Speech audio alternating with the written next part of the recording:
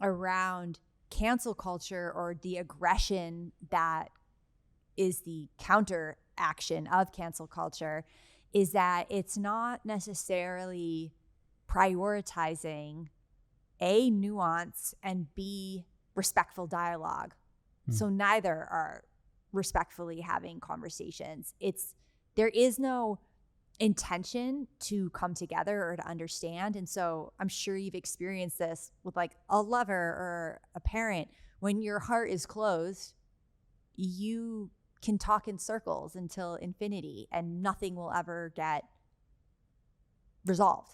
So you Right. have to start with an open heart, and opening your heart is really vulnerable and it's really scary, especially when that person's threatening. Like if I were to say to like a misogynist troll who's like, I'm gonna rape you or something, I'm like, oh, I just want to open my heart to you, like part of that is like, is that wise? Is that safe? But also from a Buddhist perspective, that is the intention and that is the energy we need to be moving towards, is that anyone that's coming at you from such a place of obvious aggression is in deep pain. Sure.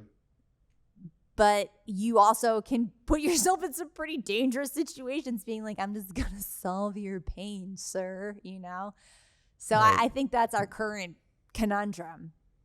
No, it's a really good way to put it. And I've been looking into vulnerability for a while now, and it all started when I watched this TED talk from Brene Brown. Have you ever heard of her? Oh, of course. Yeah, she's great.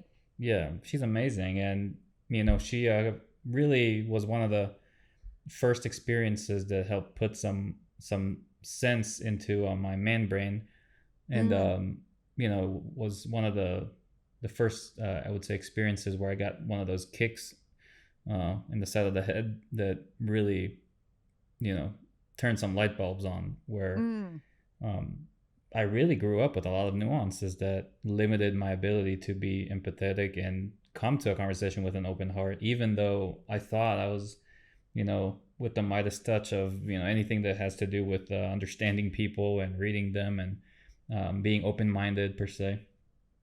But you can't really be open minded when your heart's closed, like Right. you said. And Mm-hmm. I think we're nurtured in this Western society to be that way already. We're not ready to be vulnerable because being vulnerable is dangerous. Like you said, if you come to every conversation with an open heart and somebody goes and just spills a bunch of toxic waste in there, it's going to cost you something.